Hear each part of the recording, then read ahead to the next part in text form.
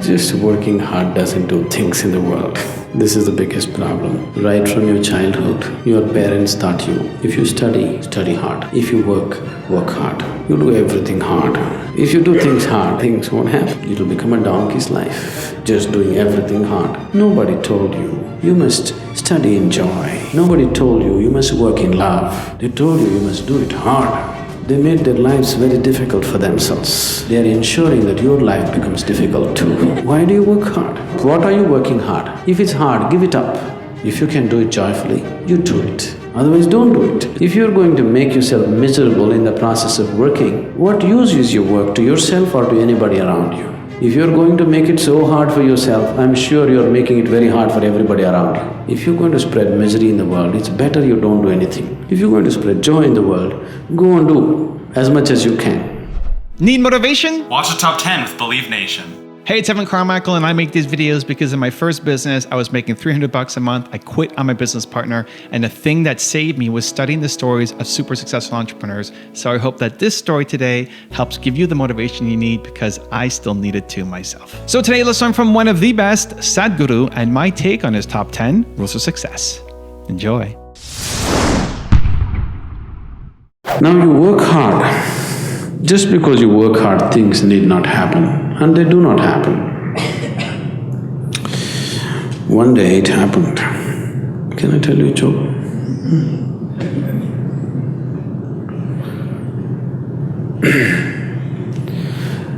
Shankaran Pillai's old ambassador wouldn't start.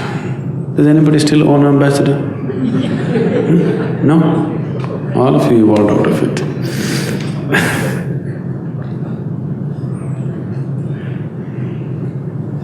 His old ambassador wouldn't start. So he went home.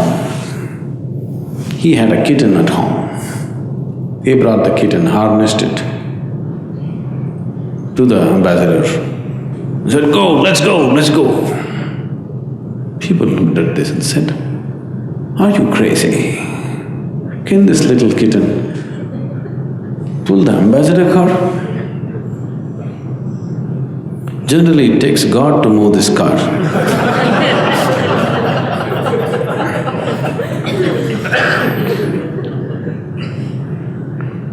"What are you doing?" Shankaran Pillai said, "Don't you fool yourself, I have a horsewhip."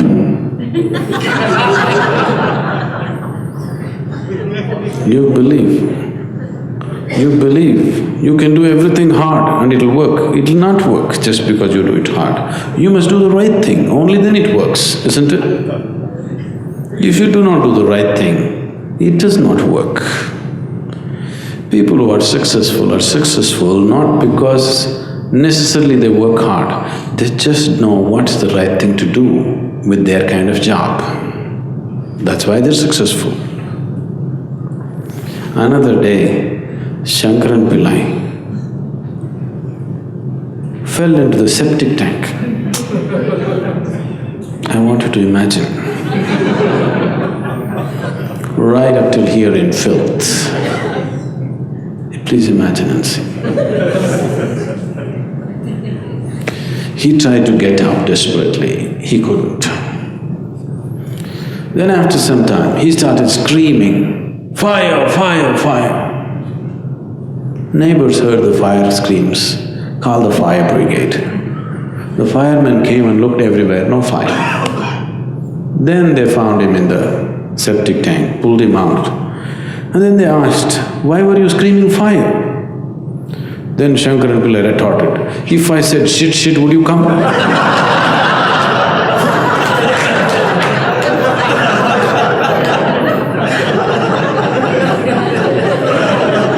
You must do the right thing, otherwise it doesn't work. So just working hard will not do. You must do the right thing, otherwise it doesn't work. Rule number 2, reach your full potential. Now, how do I enhance my competence? See, let's say you want to run on the field, let's say you want to run a race, you want to run 100 meters.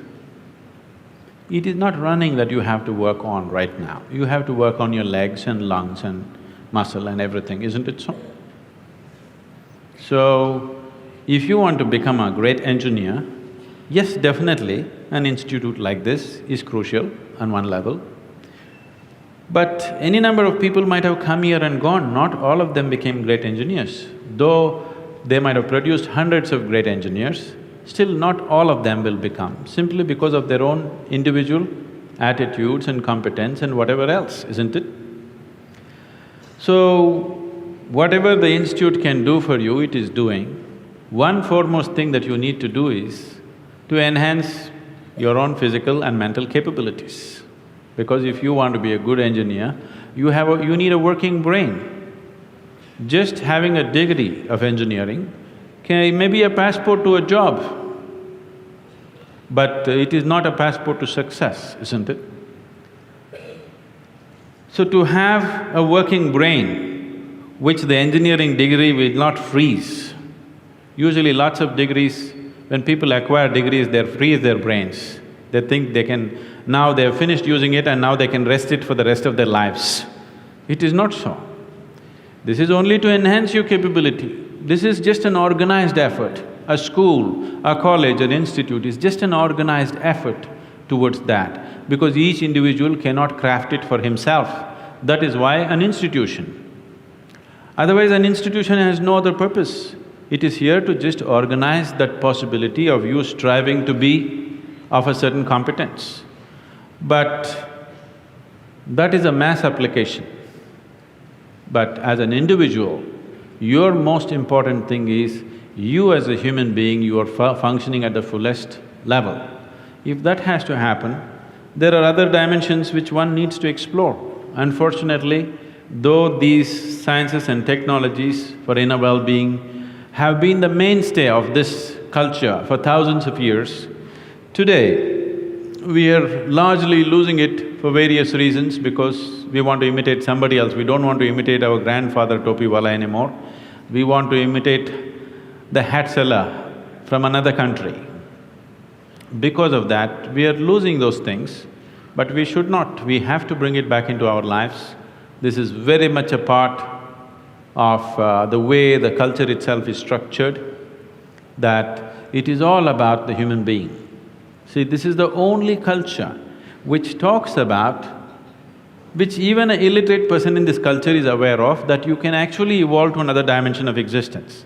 Even if I go into a village and talk to an illiterate peasant who has not read anything, who doesn't know anything, who's not heard any of this stuff, even to him if I go, he will not ask me, give me a golden horse or something, he'll say, "Enakku mukti venum Swami." He is saying he wants ultimate liberation. Where did this fellow get this? Nowhere else on the planet this is possible.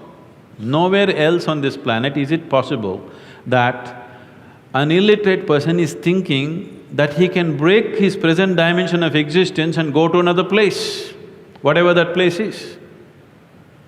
So, this was bred into our culture so deep, we should not lose it. It was not just the idea, there are technologies to become free. If you became free from the process of your body and the process of your mind, if you can sit outside of it and work it, you would work it brilliantly, do you understand?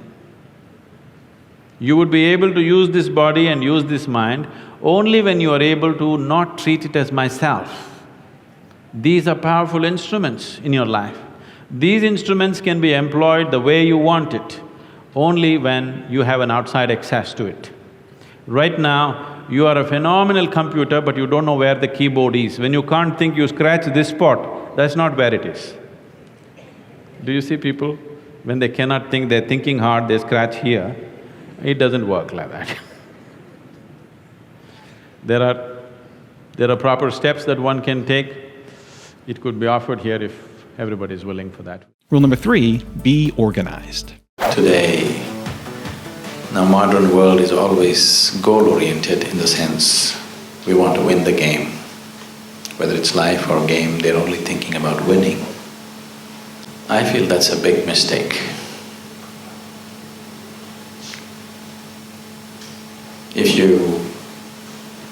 If people don't win a game because they want to win a game. Who doesn't want to win? Everybody wants to win. People win a game because they play well, isn't it? Any team wins because they play well, not because they want to win. Who doesn't want to win? We say in yoga, if you keep one eye on the goal, you have only one eye to find your way. That's not a good way to play a game. It's better both your eyes are on the game. The winning, the cup and the accolades are things which happen because we play a game well. It's not because we want them, it'll happen. Because we play well, it happens. So it's always best that we keep our eyes, our body, our mind, everything focused on just one thing. That is when a human being functions at his maximum efficiency. There's a beautiful incident in our culture when Dronacharya is teaching Arjuna and a few other boys archery. He asked one by one to look up at the tree and aim and shoot at the bird that was sitting there, a wooden bird that was kept up on the tree. And a small dot was marked on the neck of the bird, and Dronacharya said, you must aim at that particular dot and shoot. So when they just pulled the string and they're just about to shoot, he asked them to stop and ask, what do you see? So they said, we see the leaves, we see the tree, we see the fruit, we see the bird, we see so many things. Everybody said this. And when Arjuna's chance came, when he was ready to shoot and Drona asked him, what do you see? He just said, I see only one dot. And it is one who sees only one. When one's vision is totally one-pointed, that is when you get there. When everything in you gets organized in one direction, that is when the best results happen. That's so you're playing a hockey game. It's not about winning, it's not about getting a cup back home, it's not about newspapers, it's not about fame. Your whole business is just to how to get the damn ball into the goal. Every moment of being there on the field, that's all, isn't it? Rule number 4, listen to silence. Silence does not mean shutting your mouth silence. What is being referred to as silence or nishabd? One cannot do this. One can become this. See if you can articulate the same things that you're saying with half the number of words. Suddenly you will become extremely conscious of everything.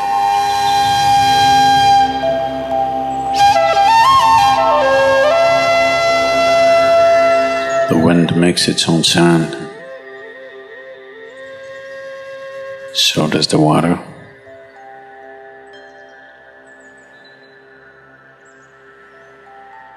So does the earth.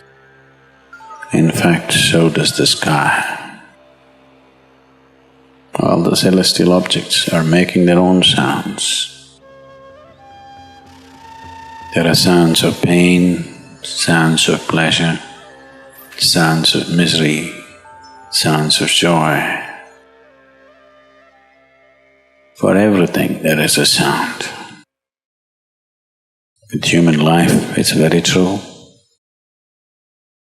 Sounds of life, and there are sounds of death. And there are even sounds of silence. So this complex amalgamation of sounds, different kinds of sounds, creates different intent, different levels of compulsiveness, different levels of bondage, and different possibilities of entanglement.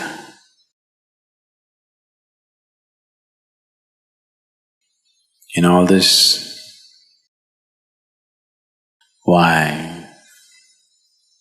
one chooses to become silent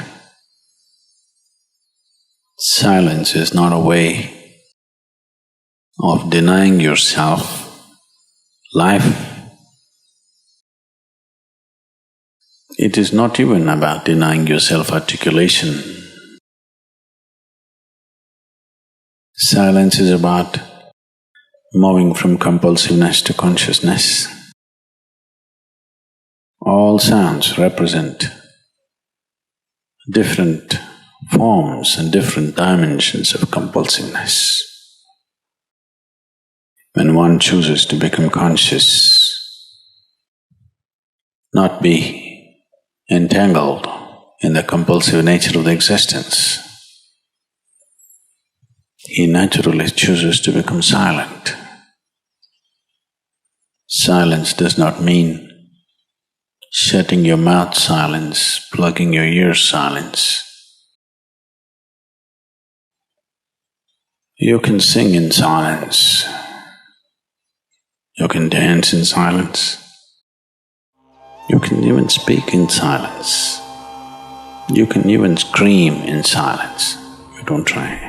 Also, to make sure you're actually taking action after watching this video, I've designed a special free worksheet just for this video. The worksheet will highlight all of the lessons learned in this video, as well as pull out our 3 favorite learnings and quotes that will inspire you to actually do something. The worksheet will also give you space to write down what your key takeaways are and your specific plan of action to make sure you're getting results. If you want the worksheet designed specifically for this video, absolutely for free, there's a link in the description below. Go click on it and start building the momentum in your life and your business. I'll see you there.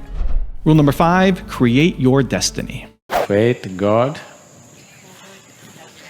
luck, effort. Maybe all of them. But in what proportion? So when you say fate, obviously it's something that you cannot do anything about. When you say luck, again obviously it's something that you cannot do anything about. When you say God, again it's something that you cannot do anything about. So only thing that's in your hands is effort. So put your 100% into your effort, what happens, happens, isn't it? So don't leave proportions of your energy and your capability to luck, God, fate, all these things. That's not your business. If there is such a thing, it will act. Your business is only effort, isn't it? Just do that. Effort has to be incisive in the sense, it should be focused, calibrated. Simply if you make effort, it's foolish effort, isn't it? Just labor is not going to get you somewhere. Right kind of action, the right timing, right place, all this is important, isn't it? So, for all these things to happen, you need perception and intelligence. So that's all you must do in your life. Constantly looking for ways to enhance your perception and your intelligence. Rest will anyway happen. This is one thing that unfortunately humanity is not doing. They're trying to become capable of something. Do not try to become capable of something. Just enhance your perception and intelligence, whatever comes your way. Right now, let us say it's like this, this is happening in the world all the time. Everybody wants to become a doctor. Not now, if 25 years ago it was so. If you want to study means, first thing is medicine. If you don't get a seat, what's next? Engineering. Don't get a seat, what? Next thing, like this. So let's say you became a doctor and let us say everybody came to the yoga program and they stopped going to a doctor.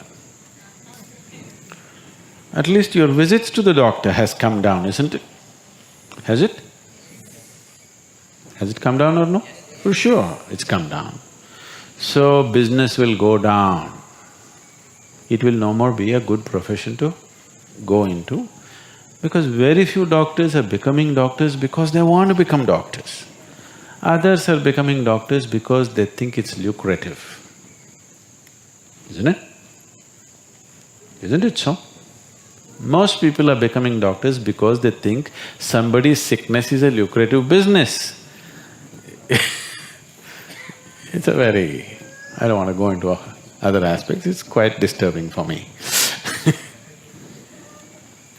There are a few doctors who really want to be that.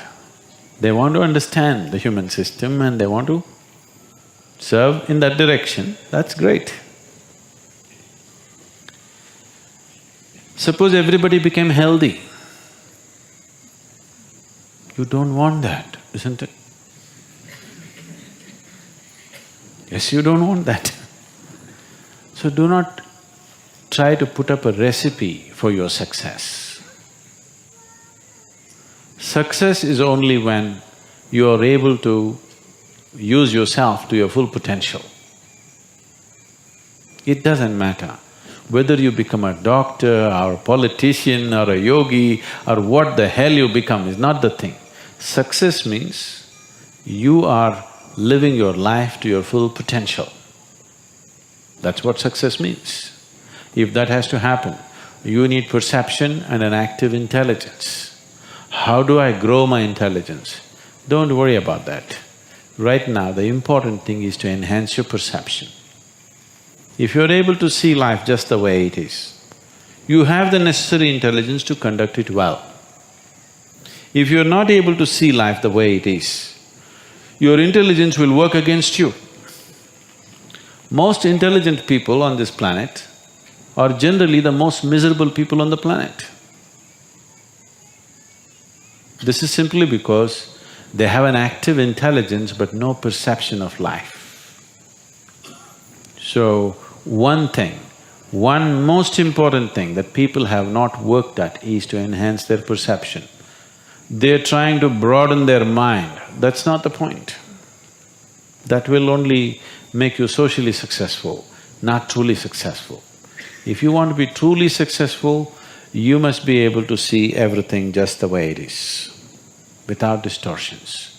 If you can see everything just the way it is, life becomes a play. You can play it joyfully, you can play it well, for sure. If you can play it well, people will say you're successful. You should never think, I want to be successful. Don't ever think, I want to be successful. Just see how to make this being into a full-fledged being. People will say one day, oh, he's successful, he's a great success. You should not be aspiring for success, it's a miserable way to structure your life. You will simply cause pain and suffering to yourself and suffering to everybody, because your idea of success is sitting on top of somebody's head, isn't it? Yes or no? Your idea of success is right now, everybody should be below you, you must be on the top. This is your idea of success. This is not success, this is sickness. So do not ever think of success. Just see how to make this into a full-fledged being. This will find expression. If it finds good expression, people around you will say, oh, he is a great success. That's fine.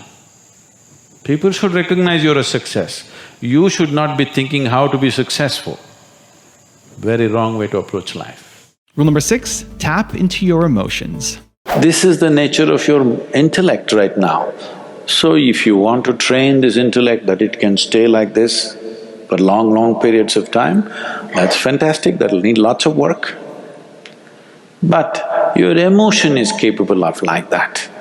There have been times in your life when you're emotionally very strong with somebody, 24 hours. Only that, isn't it so? Has it happened or no?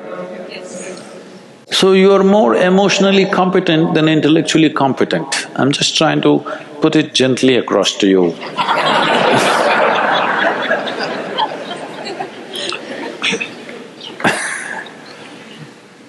Hello? Is it okay? The ladies will say, okay, it's easy for them.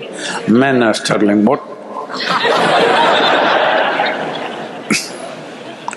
Whether you're a man or a woman, this is true for you. Look at it and see.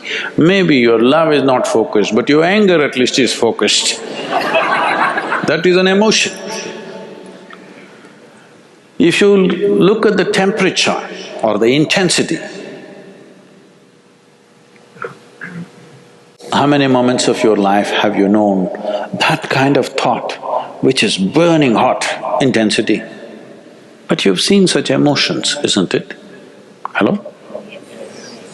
Easier to crank up the intensity of your emotion than to crank up the intensity of your intellect, because that takes a lot of work. Maintaining intensity of intellect takes enormous amount of work. The problem on the spiritual path is just this. You are focused like this, then you see your destiny starts organizing itself in that direction, then you become like this, then you become like this, then you become like this. Then it starts dismantling itself. Every one of you who have come to an engineering program have experienced this at some moment, that when you came to the program, suddenly it looked like your life was on a trajectory, boom. But then you slowly distracted yourself, it dismantles itself. You need to understand, when you set a trajectory, you should stay if you want to fly. If you do this, anyway this way all of us are going. Hello? Now everybody thinks they're going like this. There's no proof for that. For this there is proof. Yes or no? Do you have proof that you're going up? No. There is proof that you will definitely go down, unless you are one of those who can afford to be buried in Mars.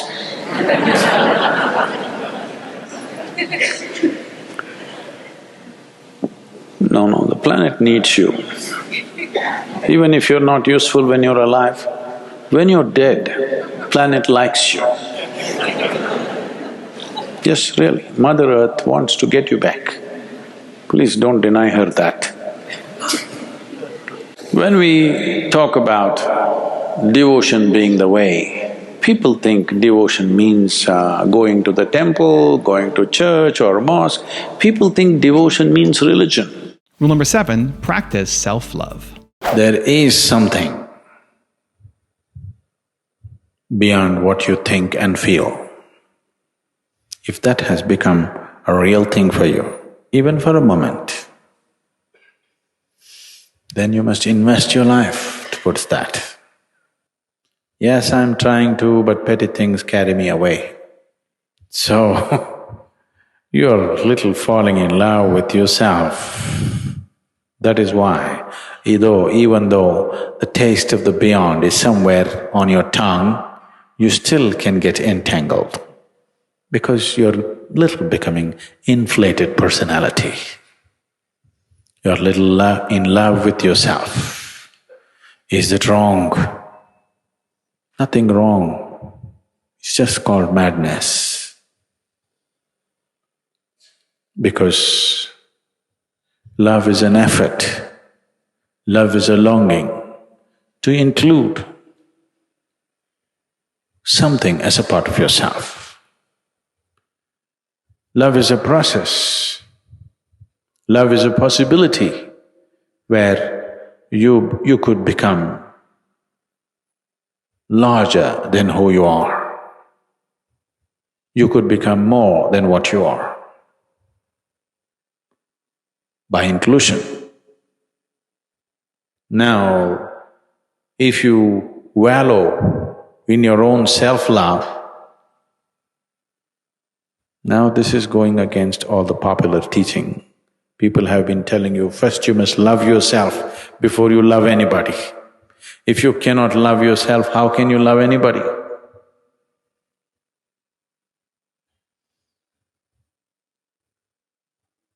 If you say, I want to love myself, now you are heading towards schizophrenic condition. Now you're creating two in one.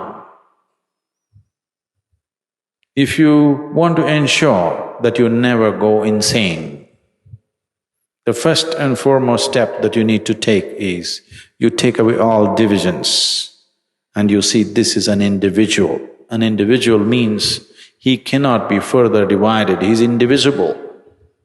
You cannot divide him anymore. This is one entity, you can't make it into two.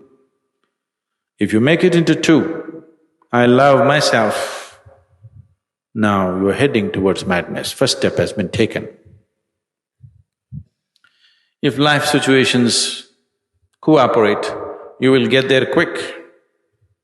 If life situations don't create that situation for you, you may manage within socially accepted levels of that madness. So, the reason why, even if divine touches your tongue, even if the taste of the divine is there on your tongue, you can still get entangled, is simply self-love. It is a sure step, first step towards madness. Whether you're going to get there to the asylum status or you will get only to the ashram status is subject to many things. But this happened to a man. He wanted to enroll himself in a college. So he saw a big building and walked in. There they had registration forms, he filled up everything. He signed, and when he went to the official to give it, to be enrolled in the college, the official said, "But this is not a college, this is an asylum." Then the man said, "But no, I wanted to join a college." But the official said, "No, this is an asylum." Then the man thought, "But I have already filled my registration form, so what difference, I will join up."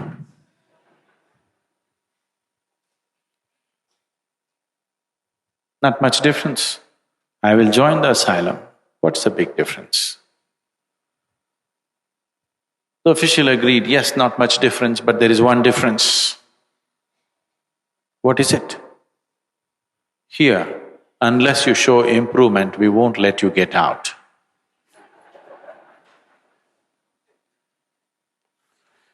So,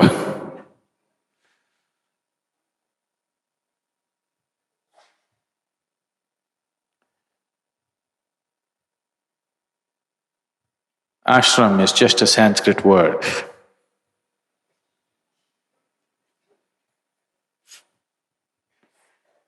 An English word would be too insulting. So ashram. Because with the taste of the divine on your tongue, you're trying or you have the necessary foolishness in you to fall in love with something so limited which you call as myself. That is a sure sign of madness. That is definitely a sure sign of madness. If you had never tasted it, then this is all you know, that's okay, because you don't know anything better. And the taste of the divine is still lingering, and you're getting entangled with something so limited as your personality, that is definitely a sign of madness, there is no question about it. If you are in such a state of madness, you're doomed. Even an astrologer will charge you half price, because when your destiny is so doomed, there's nothing much to predict, it's easy, really, it's very easy. Rule number 8, defeat anxiety. Adolescence means springtime of life. If you're having trouble with spring, I can imagine how you'll handle your winters. Hello? Huh? It's a springtime of life. When everything is high energy, your body is at its best. If you're having trouble dealing with that part of your life, I can imagine the rest of your life how you will handle. This is not any one age. Maybe studies are being done on specific people, but toddlers have diaper issues, adolescents have hormonal issues, middle-aged people have crisis, old age, sold to pharmaceuticals. When you are young, you bought drugs off the back street. When you're older, it's over the counter.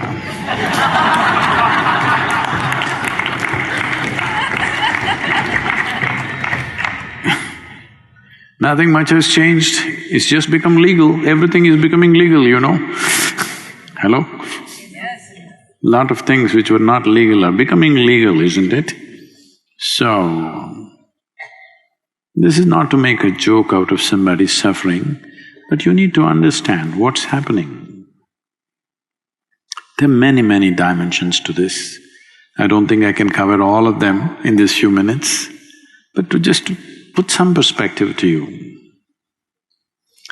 See, there are 5 sources of receptivity for you from the outside world. There are 5 openings: your vision, your hearing, your smell, your taste and your touch. The simplest aspect of life is this. Essentially, your eyes are designed to take 12 hours of light, 12 hours of darkness. Starlight, moonlight, okay. Now, literally every waking moment of your life, light is penetrating. No room. And sounds, just imagine, suppose you lived in the same place, it is still here like this. If you stay in the ashram, it's still quiet. If you lived here, once in a way some noise happened. Otherwise, generally quiet, little bit of insects making noise, this, that's about it. Now 24 hours something is going on. Automobiles are going on. In United States, everywhere there is some machine buzzing all the time. It's like, you know, if I travel here for 6 weeks, 8 weeks, it becomes like boom, something is going on. In any building you sit, something is going on. When I go back to ashram in India, if I sit there, it's still like that, absolutely still. The impact that it has on your system is tremendous. But this buzzing that's going on, see, it's going on even here. I'm still holding my ground, I don't know, without telling me, they might have already installed. I said, no air conditioners in the ashram, in the cottages. Why I'm saying this is, you come to a yoga center because you want to bring your system to a certain level of stability, balance. Because without balance, doesn't matter what talents you have, what intelligence you have, what capabilities you have, without balance, you are no good. All these things will work against you. Your own intelligence will work against you. So, all the time there is sound and vibrations going on. As if that's not enough, people are wearing headphones and all the time dang, dang, dang, dang. They call it music, but the musician doesn't even bother to play it, it's just a machine banging in your ears all the time. Well, maybe that's better than listening to people around you. Maybe you think it's better than the automobile noises that surround you. But non-stop impact of sound, non-stop impact of light, non-stop impact of various other inputs, this affects everybody. And adolescence means they are molting literally from one stage to another quickly. This is the time when there should have been a very stable atmosphere. Most people don't have such a stable atmosphere. One thing is because of various things that I already mentioned. Family situations are not stable, parents are also screaming. Hello? Yes, they are. Because every movie, every television show, everything is showing in the house. If you're angry, you must shout, you must punch the door. If not somebody, at least you must punch something, you must break something. This is becoming the norm. Everybody thinks that's a way to handle your emotion. Hello? It is… examples are being set, people think that's the way to handle your emotion. No, if your emotion going out of control, shut up, close your eyes and just sit on in one place, huh?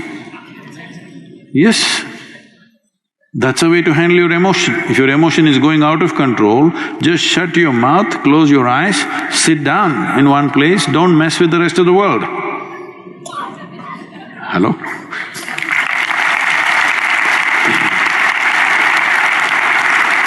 At least this much responsibility you must have. When you are messed up, you don't mess the world. Keep it to yourself, your mess. That much you must have, isn't it? Now everywhere people are demonstrating that if you are emotional, you have to kick something, you have to break something, you have to throw something at somebody or at least at the wall. So all this, and tell me, suppose there was no television and there was no cinema, how many times in your life would you have witnessed somebody being shot? But now that you're watching your cinema and television, how many shootings have you seen? Hundreds, thousands probably, isn't it? You think it has no impact? Not only that, from the age of 5, all they learn is shooting, shooting, shooting, shooting. Maybe just on the screen, but sometime they have to come off the screen and do the real thing. Rule number 9, shift your thinking.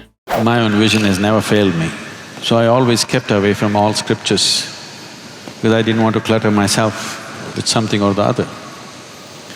The only thing that I learned and I continue to do is, if I look at something, if I look at a person, I know their past, present and future. That is the level of attention I'm paying to them. I don't look at like this. When I look at it completely, with all that I have. If you pay enough attention, there is nothing that will not yield. So I never had any reason or need to go looking for scriptures or something. With all respect and regard for them, it is not that I'm averse to it, it's just that I've not had the time. How this whole process started is, when I was very young, I realized that I just don't know anything. See, if you realize that you do not know, if it's a full-scale realization that you do not know anything, paying attention will be natural. Because you know everything. You know this guy, you know this. There are assumptions and assumptions and assumptions. Well, I have used it in a different way. But even if you're doing business, even it's for business purposes, the only reason why one human being seems to be… all the opportunities seems to be going in his direction and not other people is simply because he's able to see and other people are not able to see. It's not that it's not there for others.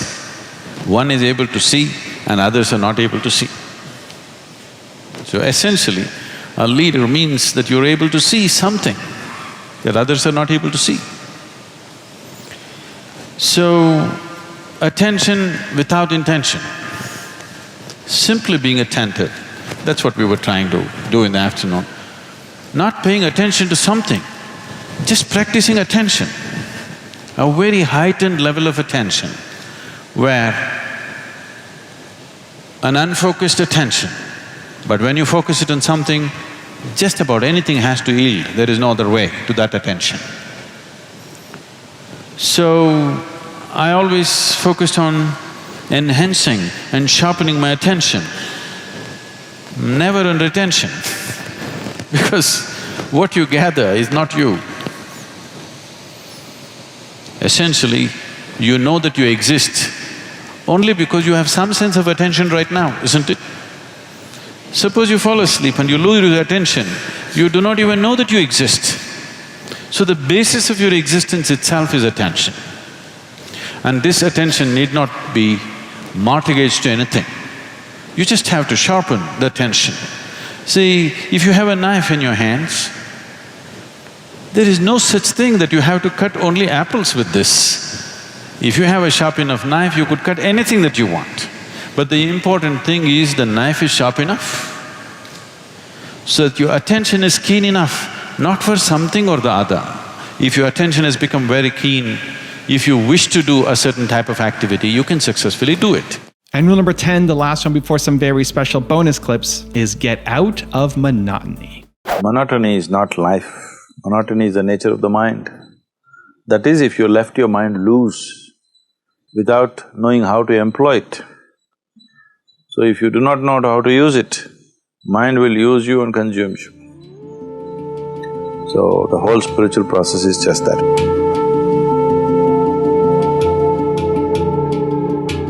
Every moment of your life, if you just look up, you're seeing a new piece of the sky because the earth is rotating. Isn't it? Every moment if you look up, you're seeing a new piece of the sky, it's very exciting. The earth is spinning all the time. Not one moment, same old thing anywhere, everything is changing. If you're alive to life, you will never know any monotony in your life. If you're not alive to life, but you just live in your mind, then everything will be monotonous because mind is repetitive in nature. People who are just bored and dejected and suffering the monotony of life, people come to just a week-long or weekend program and suddenly everything looks fresh for them because the cataract on their eyes has been cleared. So, the cataracted mind has been cleared and suddenly they find everything is beautiful for them all of a sudden. Particularly people who go through the Bhavaspadana, for them they go out and suddenly they're excited about everything, the same old things. So, what is old essentially comes because of your mind, otherwise there's nothing old in existence. Modern science is proving to you beyond any doubt, there is no such thing as old anywhere. Everything is reverberating and creating itself all the time. And a rock is pulsating with new life every moment. But the old exists only in the mind, because mind functions out of past memory. Once your mind is repetitive, you will neither know peace, nor joy, nor wisdom in your life. Each time you meditate and go beyond this repetitiveness. The greatest predicament that a human being faces and the greatest tragedy that human beings are going through and the greatest struggle that all humans seem to be toiling with is just this. Their sensory perception gives one-sided perception. If you see this, you can't see this. If you see light, you can't see darkness. If you hear sound, you can't hear silence. So, life becomes a heap of opposites or contradictions. Trying to wade their way through these contradictions, how much suffering, unbelievable. How much confusion, how much struggle. If this nearly 8 billion people, if you document what kind of suffering they're going through in 1 year or in 1 day, just 1 day, it's enough for eternity. All this is simply because they have misunderstood instruments of survival or as instruments of knowing. You must know which is light and which is darkness if you want to walk through this. You must know which is man, which is woman if you have to operate in the world. So these differences are very one-sided. Well, in many ways I've said this, now it's become a bit too common for everybody to know this because I've been speaking about this for some time. Well, you're sitting here as a man or a woman, but you came here because a man and woman came together. Your mother and father exist within you. You being a woman or a man is just a surface thing, but you've taken it so seriously. And you go through a whole lot of circus. Just being a man or a woman, how much circus in the world? Forget about light and darkness, that's more complicated. Gender is the simplest damn thing. But how much struggle, how much social confusion, how many religions and scriptures have been written about this misunderstanding endlessly. This is just that because between light and darkness, you think they are two different worlds, because it looks like that. The day looks like one kind of world, this planet looks different during the day. During the night, it's a completely different world, but it is not, it's the same world. I think you get that point during twilight to some extent. This is why it's always important to wake up before the sun comes up, because you don't have to do anything. If you're just alert and looking, slowly the perception will go into you. This is why always in yoga, Brahma Muhurtam you should be up because twilight starts then. In twilight if you're awake, you perceive that the differences that you have made out in your mind because of misperceptions of senses that you have settles within you. When that happens? When? Karma means action. There are four types of action: physical, mental, emotional and energy. Of all these things, the energy action is the most important one and the most enduring one and the most liberating one if you do it the right way. If you do it the wrong way, the energy action, which is improper, can have far more impact upon one's life than the improper physical actions, improper mental actions, improper emotional actions. So what do I mean by improper energy actions? One thing is, unfortunately, I had to witness a few things which I did not wish to witness. Certain people trying to misuse a little flexibility in energy that came with certain practice of yoga or a certain initiation especially. There are some over-smart people that when you initiate them, when it's fresh, when they're bursting with energy, they want to use it for something else. They want to channelize it to impress their neighbors or to make some money out of it or in some way use it. What was offered to them for their well-being, they try to do something else that can happen. Or a better example would be, see, there are many ways you can perform negative action. One thing is, let's say you sat here and thought that somebody that you don't like must die, or you even thought how to kill them. It has a certain level of impact on you. On another level, you had a thought, but not just a thought, the strong emotion. Now it has a much deeper impact upon you. You acted upon this thought and emotion and you actually performed the action, then it has a much deeper impact on you. Now, you understand that if you perform these actions, there may be consequences, so you found another way. You found somebody who will do certain type of energy action through which the person that you don't like will die. There is an entire science like this. One Veda among the 4 Vedas is dedicated to this. This is called as Atharvana Veda, where it's about learning to use energies towards your benefit and other people's detriment.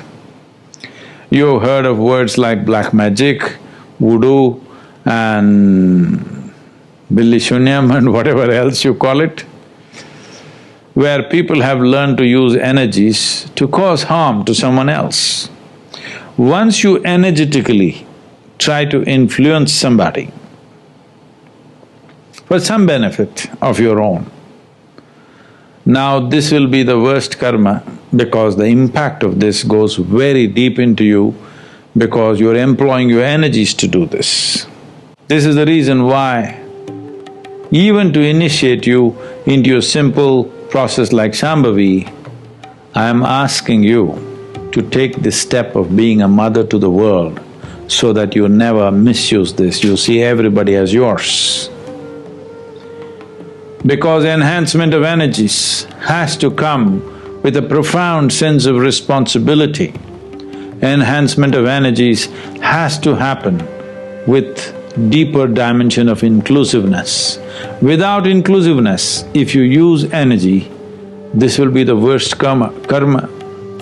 So, those of you who find some dramatic changes happening in your life because of initiations, you must take care. You must take utmost care that you never try to use this ability to transform to do something else. Of course, some of you think you will do a great thing by healing somebody, by intervening in somebody's life in some other way. No, this will be the worst type of karma you perform because once you try to use your energies and still you are capable of anger, you are capable of drawing boundaries of what is you and what is not you, what is yours and what is not yours, when these things are still there, you should never ever try to do anything energetically because this will be the most impactful karma that you will do. This is the reason why even the basic practice of Shambhavi, to initiate you, you must become a mother to the world. And this is also a fantastic way to beat your karma. If every moment of your life, if you live with an inclusive emotion of being a mother to the world, not discriminating between what is yours and what is not yours. Right now you cannot help discriminating what is you and what is not you, but at least what is yours and what is not yours, if you take it away, you have solved the karmic puzzle 90%, believe me, 90%. Of all dimensions of karma, you have solved that puzzle. Remaining 10%, I am there. If you're stupid, you can do whatever you want. You need to understand, trust does not mean somebody has to behave the way you expect them to behave. Trust means whatever they do, it's all right with you. If you come to such a state, otherwise don't use such a big word as trust. Trust means they must do what you expect them to do. This is a certain imprisonment, your trust. Trust should empower people. Trust should not limit people, isn't it? So your idea of trust is to hold them in the way you want them to be. So you trust, betrayal, this, that works. Don't get into all this nonsense. Just use your sense. See, this is the biggest mistake they have made. They always told you to be good. Once you are good, you have all these expectations from everybody else. See, first of all, they told you God is good, God is compassion, God is love, God is so many things. Leave what other people have told you. Let's say you know nothing of this nonsense from anybody. You paid attention to creation, you looked at a flower carefully. One thing you can see is, whatever created this is of tremendous intelligence, isn't it? Yes or no? Not necessarily something as pleasant as a flower, you pay an attention to an ant that's crawling around. The way it's made, incredible intelligence or no? Yes or no? But nobody told you God is intelligence. If they had told you God is intelligence, we would have had a more sensible world. So, don't get into all this trust business. Handle your life and relationships sensibly, because these things will create expectations which no human being can fulfill. And simply, struggles will happen, endless struggles will happen. Trust means, I trust somebody means, whatever they're doing, I trust them. No, I trust them means they must do only what I expect them to do. This is not trust, this is a soft imprisonment, you know. It's still not come to India maybe, but everywhere else, they got collars for the dog, electronic collars. No more chains. The dog will be right there, it'll never leave the boundary, because if it crosses that boundary, there'll be a shock. Okay? In America, it's become very common. It runs around only in your garden, it won't run anywhere. No fence, no chain. But the dog cannot run out because if it steps out, why are you making faces? It's called Lakshman Rekha in India. If you cross that, there'll be trouble. So that's what she's talking about in the name of trust. If you cross it, there'll be trouble. Don't get into this dog tag kind of trust. If you really trust somebody, whatever they do, they may be doing it in their own understanding of life. Everybody is working according to his intelligence and his understanding, isn't it? Yes? Right now, probably that's all they're capable of. If you can evolve them to another place, fantastic. If you cannot, then you must see what to do. But do not bring in such words of trust. Trust should not become a way of capturing people. Trust should be a way of liberating people, isn't it? This is another concept which has made its rounds in the world, that something else should motivate you to do what you're doing. If what you're doing is significant enough, you don't need any other thing to motivate you. What you're doing is truly significant to life, why do you need another motivation to make that happen? If you really understand and experience that what you're doing is truly important for every life around you, you don't need a motivation, life just goes on. See, does your heartbeat need a motivation to keep it going? I'm asking you. All the life processes is not asking for any motivation, isn't it? Monsoon's coming, any motivation? No, it's coming year after year, because the natural process is going on. Simply like that, in you and me, life is on. What I'm telling you is, if you're doing something which is aligned with the fundamental life process of who you are, this can find a million expressions, it need not be just spiritual teaching. It can find a million expressions that what you're doing is aligned with your fundamental life process, then you will not need anything to motivate you. Simply, as a part of life, it will just happen. How much you do simply depends on how much time you invested on upgrading yourself. The problem with the world right now is, people are always trying to upgrade their activity. If you upgrade your activity without upgrading yourself, you are bound to break up somewhere. It's like, you went on a Formula 1 track because you want to be on a fast track and you went with your Maruti 800. Suppose you hit the right kind of speed, all the four wheels will go in four different directions. It won't hold up. If you want to be on that kind of speed and that kind of track, you must prepare the machine. Upgradation of this one is important. If you upgrade yourself, activity will simply happen. Many people around me, many times think I'm superhuman because of that activity that I perform. This is not about being superhuman.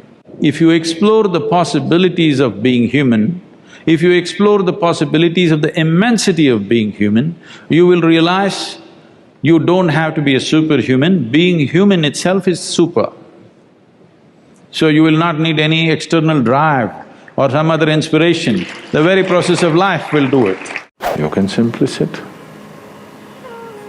If you learn to simply sit, you'll become tremendously intense. Right now, your energy is simply expended by doing unnecessary, endless activity. When you have so much mental diarrhea, how can you have energy? Suppose you have diarrhea, do you see how weak you feel? Yes or no? Right now this mental diarrhea, that's why people have no energy. They want to just eat and sleep all the time, because mental diarrhea, it's very exhausting. If you have physical diarrhea, you know how exhausting it is. Yes? This is also equally exhausting. People are sleeping 8 hours, 10 hours a day, not because they're working so much or their body is in such a bad state, it's just mental diarrhea.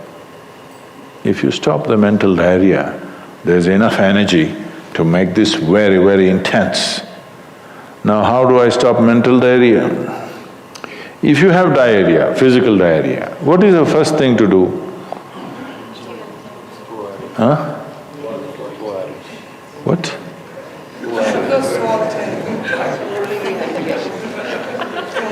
Yes, run to the toilet, I know that.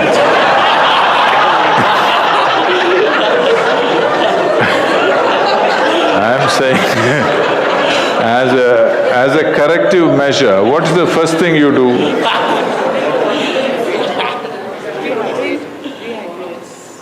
No, as a corrective measure, what is the first thing you do?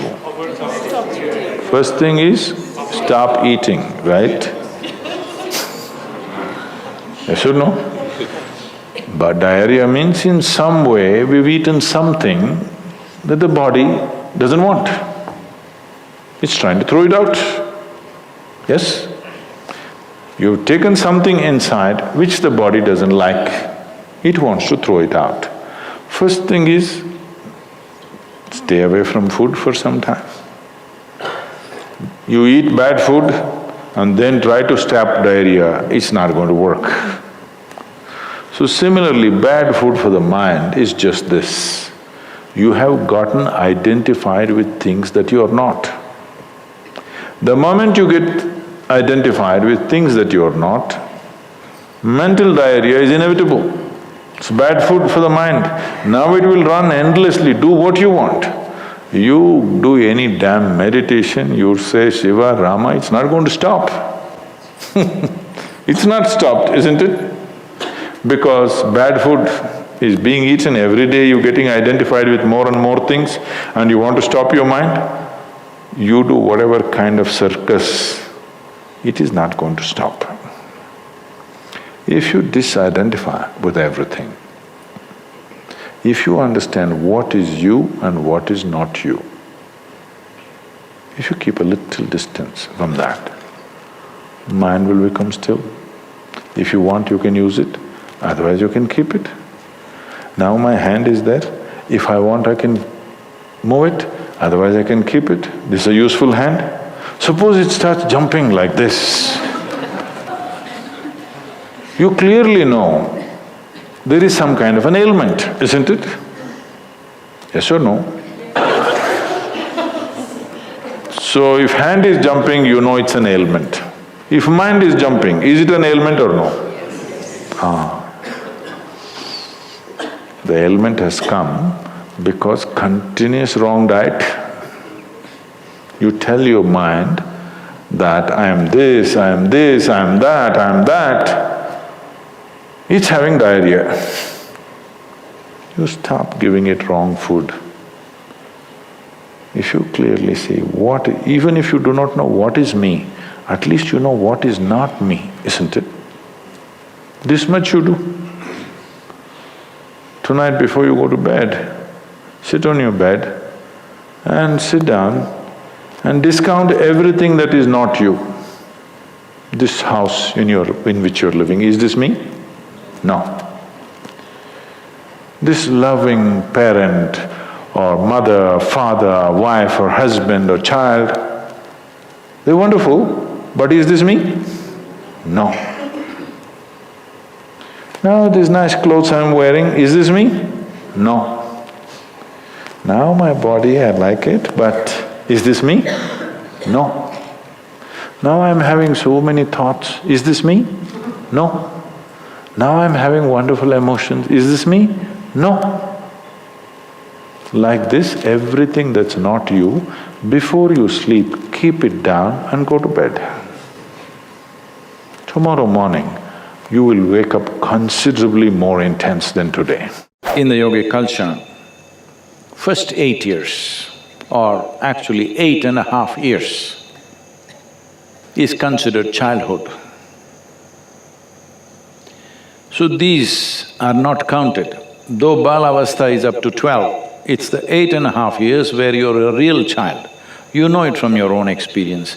After you're 8.5, only your parents thought you were a child, but you were secretly many things. Yes. Adults think that you are a child, but you know you are not one.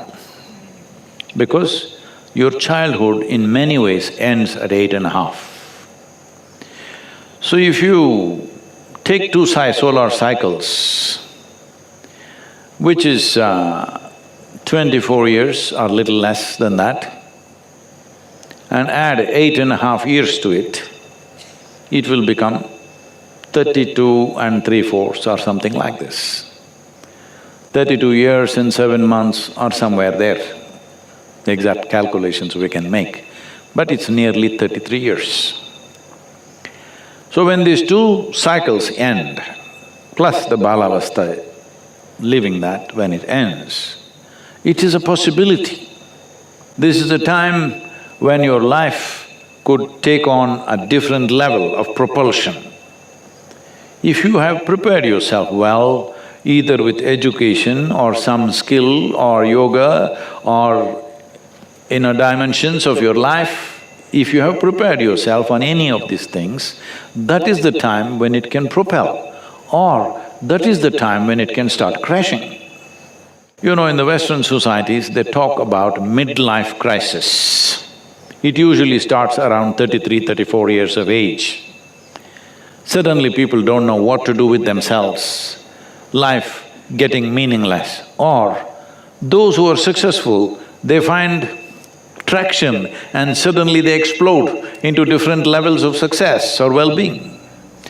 All this can happen because within the system, it has completed a certain cycle. Either it can take off or it can crash. Let one human being honestly say, when you are with your most loving parents, however doting and wonderful they were to you, that you never felt this is not where you want to be. That is a dishonest human being.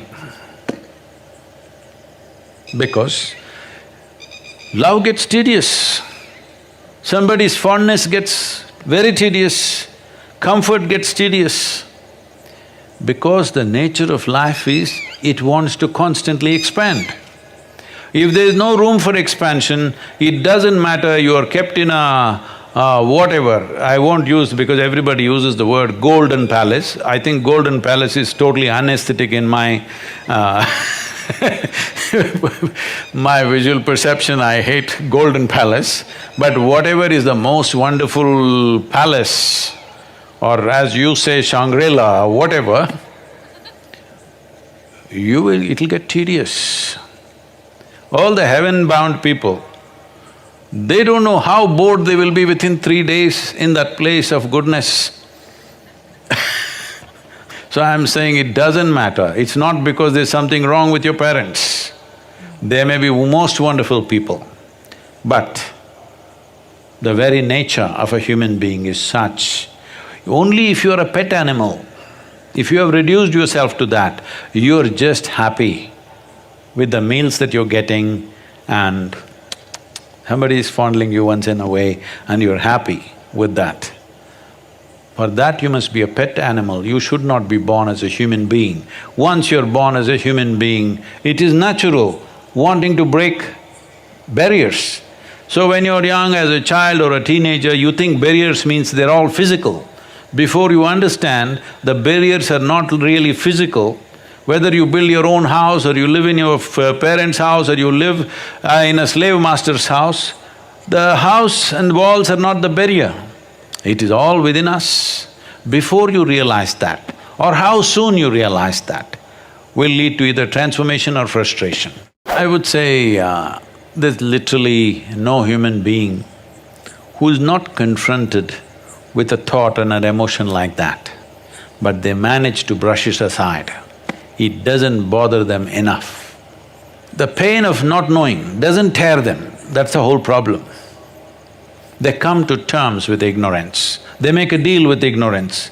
They will build relationships where everybody will confirm this is the best way to live, of comfort, companionship, love, affection. These are all things you're seeking. I know a whole lot of people have raised human emotions to heavens. If you say love, they say divine love. If you say joy, they say divine joy. If you say bliss, they say divine bliss. You don't need any God's help to be joyful, loving, peaceful.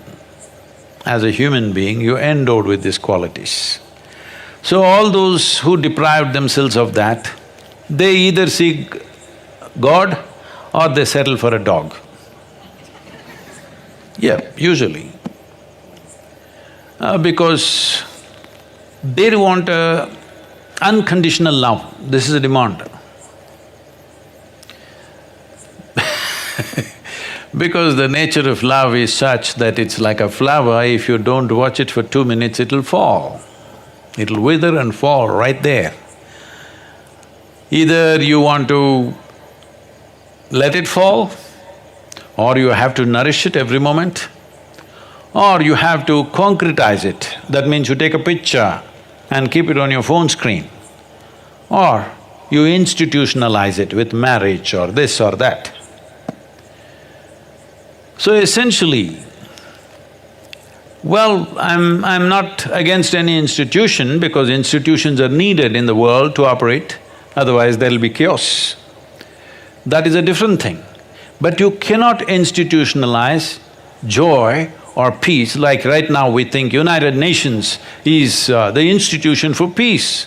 No, you cannot institutionalize peace. You cannot institutionalize joy. You cannot institutionalize love or anything for that matter. Institutions are functional instruments in a given society. I have utmost respect for them because without it, a whole lot of people wouldn't know how to live. You need institutions, there is a government, there's a democratic process, there are variety of things, all right? There are courts, there are parliaments. Well, 90% of the time some nonsense may be happening there, but still these institutions are important because without that there will be total chaos. So I'm not talking against institutions, but institutionalizing things that happen within a human being is a silly effort. If you are very clear that what you're doing is significant for every life around you, other people's opinion means nothing. But I'm saying for 30 years plus, they've been saying the same things. They're not even creative, they're not able to come up with anything new. All right, same things they are saying. But they've not gotten anywhere because they have no substance. There's no substance to anything that they have said. So, it's unfortunate that they are in that state. But what I see is every daily mystic quote is there, daily quote. All these people are just waiting. One thing that they don't understand, suddenly all of them will get together and make the Twitter trend. I'm so glad, because every day they're reading my quotes, even people who are here are not reading. They're reading, okay.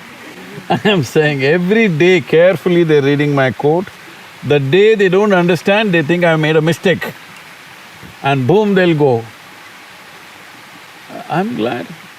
I have worked in prisons, both in India and United States. I have worked with hardcore criminals who have come for murder, rape, worst possible things that a man can do, for those things they have come. And I've seen significant transformation in their lives simply because of 2 days or 5 days of contact with me. These guys who are continuously following me, I'm very confident one day they will be very transformed. I wish them the best. You don't have to eliminate the waste. Waste is very valuable. If you know, right now in this garden, they buy waste at a very a very exorbitant price because their waste goes into the public system. They have to buy waste from somewhere, they have to buy filth. To fertilize. Yes. Yeah. So whether you turn your filth into a fertilizer or you smear it on your face and walk around, that's your choice. This is why karma. So what kind of karma happened in my life till this moment is not always my choice. So many things have happened. But what kind of karma I perform right now in this moment is 100% my choice. Will I use this filth as manure and blossom into a wonderful fragrance, or will I smear it around me and walk around with filth? This is the choice everybody has. When unpleasant things happen to us, which happens to everybody in some way if you're living in the world, I'm saying, unless you dropped from somewhere else. Right. If you're living in this world, so many unpleasant things happen. Now, with these unpleasant things, do you become wise or do you become wounded? This is a choice. To exercise this choice, there must be a little space. When I say a little space, where is your memory stored? People think here, your brain has very little memory, okay? Every cell in the body carries 1 trillion times more memory than your entire brain. Every cell in the body. Every cell in the body. Because if I take one cell from you, we can, create you completely in a lab. That means what? Well, your parents, your father and mother gave you only one cell each, they were not very generous, all right? Only one cell each. See, a whole man came out of it. Yeah. So in that one cell, all this memory, head to toe, everything was there, isn't it? Yeah. No mistake. Texture of the hair, texture of the skin, the nails, the works, every detail, to the minutest detail, was it packed in that one cell or no? Yeah. Yes? So every cell in your body carries 1 trillion times more memory than your entire brain carries. Wow. So if you do not use that, if you just use one part of your body, then everything seems to be stressful, everything seems to be a struggle. Today everybody complaining about everything, everything is stressful. You are a toddler, you have stress of diapers. You are a teenager, you have hormonal stress. You're middle age, you have crisis. Your old age, geriatric stress. Right. All right, which is not stress, your entire life is stress. Tell them, okay, you die. Oh, that is enormous stress. So this is not because there is something wrong with anybody's life, it's simply because it's like you have a car, it's supposed to go on 4 wheels. Try to drive on one, okay, one may look like too much, try to drive on 2, well, within 10 miles your tires will burst. Because too much stress on one point, other things are not being used. This is all that's happening to human beings. Human attention has shifted to many things that we could do that we are not able to do right now. But one large area which has been left unexplored is the human being itself.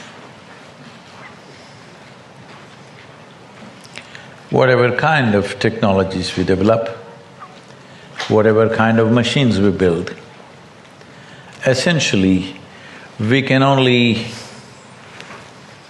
think of doing something which is an extension of our existing faculties. See, if you were made like a tree that is rooted to one place, would you have thought of a bicycle? Hello? Never. Only because you already have mobility, you thought about enhanced mobility. That evolved into many things. Only because we can speak. We came up with a microphone and a telephone. If we had no such thing as speech, would we have thought of a microphone and a telephone? Because we can see, we have microscopes and telescopes. Every machine and every gadget we create is only enhancement of existing human faculty. We can see this far, but we want to see that far. We can speak this far, now we want to speak that far.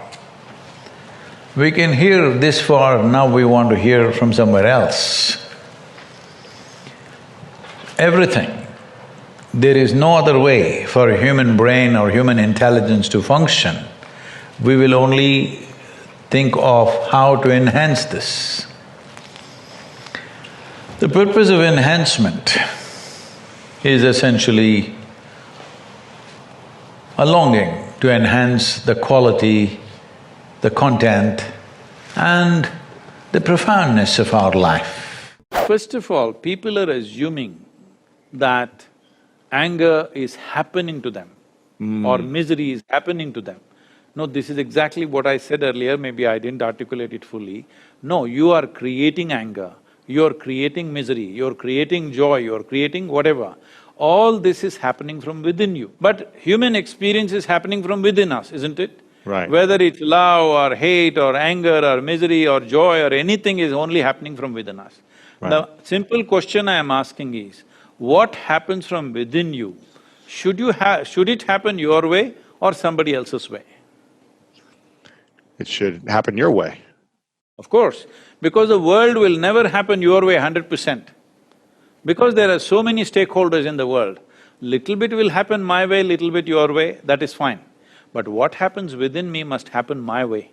If what happens within me does not happen my way, this is the worst form of slavery, isn't it? Wow.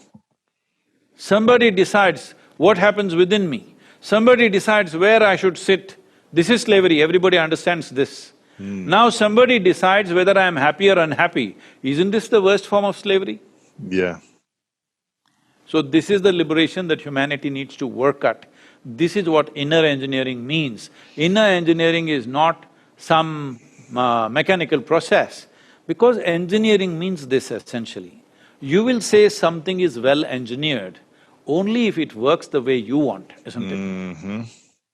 If this one doesn't work the way you want, what the hell are you expecting other things to work the way you want? It's just an accident. When you live accidentally, anxiety is normal. There are many aspects to this. Fundamentally, if you keep your life energies very exuberant, now you will see the sleep quota will naturally come down. To keep it exuberant, you should not be overladen. Largely, in the ashram, everybody, young people also, eat only 2 meals a day, 10 in the morning, 7 in the evening. Our activity exceeds most people's activity in the world, and we are 7 days, 365 days, we don't know what's a vacation, because we're enjoying what we're doing. We don't want a break. So, they never go on a vacation, there is no break, there's no Sunday, Monday nonsense, nothing, every day something is happening endlessly. But you will see, people are very energetic, healthy, sleep is very little. So, energetically, a human being can be at different levels. Why this is important is, see, what we call as life is just a combination of 2 things, a certain amount of energy and a certain amount of time. When it comes to time, it is ticking away for all of us at the same pace. Clock doesn't run slowly for me, faster for you, there's no such thing. Whether you are busy, you are lazy, you are sleeping, you are doing useful things or useless things, it doesn't matter what you do or you do not do, time is ticking away. So there's no such thing as time management. You can manage your energy. If you raise your energy to a higher pitch of intensity, what somebody does in 10 years, you may do it in 1 year. So if you live for 100 years, it looks like you lived for 1,000 years. Simply because your energy is pitched up. This every human being can do. The whole yogic system is… one dimension of yogic system is just towards this. If you sit here, even if you simply sit here with your eyes closed, you don't sit here in a static way. You sit here in a dynamic way. You never become static because static is called as death. If everything becomes static, that is death. If inertia really sets in, that is death. So sleep in yoga is seen as death. You die every day. How long do you want to die in a day? You really must use this word for yourself. Don't tell anybody, I'm going to die. For yourself, how long do I want to die in a day? 8 hours a day if you die. 1/3 of your life you're dead. In 24 hours, 8 hours you're dead means 1/3 of your life dead. Another 4 hours goes into eating, sleeping, eating, toilet, bath, this, that. Where is the time to live, I'm asking? So, if life is precious, the most important thing to do is keep your energies in an exuberant way so that life becomes more, life feels enhanced because you cannot enhance time. One thing is, the survival process has become easier than ever before. Believe me, in the morning if you need a bucket full of water, if you had to walk a mile to the river to get 1 bucket of water, and your family needed 25 buckets of water, you would have no time to mess yourself. Now you have a lot of time to mess yourself because our survival is better organized than ever before. Another thing is, most human beings do not know how to manage their biochemistry without physical activity. I have seen a whole lot of people, particularly teenage boys and girls between the ages of 12 and 16, who come to me with some severe, violent problems within themselves. If you leave them like that, they may kill themselves or kill somebody else, they're in that kind of state. Many of them have even killed their parents, it has happened all over the world. And in 2017, when I came to know that in India, which is not so much suicidal in that sense because there's a huge family support and stuff like that, in spite of that, in 2017, 18,600 children below 18 years of age committed suicide, out of which 7,200 are below 15 years of age. So 12, 13, 14-year-olds who must be bubbling with life are wanting to take their own lives. Why? Obviously we're doing something fundamentally wrong with the society, isn't it? Yes. Our goals and our stupid ideas of what is success is driving them nuts. Because we are trying to use our children like racehorses. That's interesting. And when you say that, is something that represent us, that we've turned into something amazing, or in what way are they like racehorses? See, when you understand life as a race, if you're in a race, what's the objective? You must reach the finish line quick, isn't it? Yes. What is the finish line of your life? Death. There you have it. This may not be a conscious process, but life within you is understanding it like that. When you… see, you must understand this, whether you are conscious of it or not, any human being. Right now, if you make yourself miserable, you must understand you are sending a message to every cell in the body that I don't want to live. You might not have articulated it in your head yet, but when you become miserable, you notice suddenly your body seems heavy and it's like, doesn't want to get up from this chair. Have you seen this? Yes. When you're happy, you're willing to bounce at everything and do everything, bend backwards if necessary. Why this is happening is the message has gone to every cell in the body, this guy wants to die. They're all thinking, okay, what can we do to help him? But by then, of course, you recover. So you want to die, you want to live, you want to die, you want to live.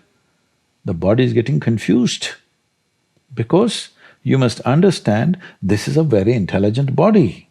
It's taking instructions from you. Every cell in the body has an enormous sense of memory and intelligence. If you keep sending wrong messages, if they act, you're dead. Because you're sending contradictory messages, you're not dead, you're half dead.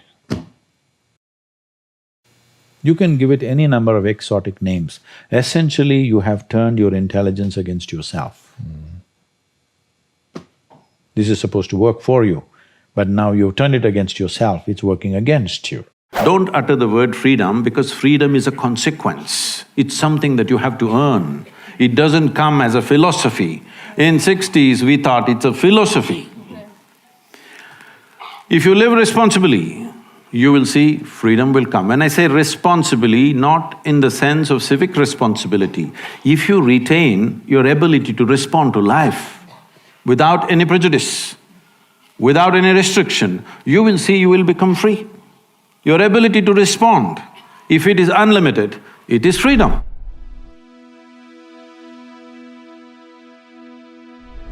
Because you made it this far in a video, I want to celebrate you. Most people start and don't finish. Most people never actually follow through. Most people say they want something, but they don't ever do the work to actually get it. But you are different. You are special. Believe Nation, you made it here all the way to the end, and I love you. So as a special celebration, if you put a hashtag believe down in the comments below on this video, I will showcase you and celebrate you somewhere on the screen in a future video because you are awesome. For 10 more amazing rules from Guru Gopal Das, check the video right there next to me. I think you'll love it. Continue to believe, and I'll see you there. Problems happen, challenges happen, struggles happen, issues happen, misunderstandings happen, health crises happen, financial crunches happen, markets go down and that happens. All of that happens.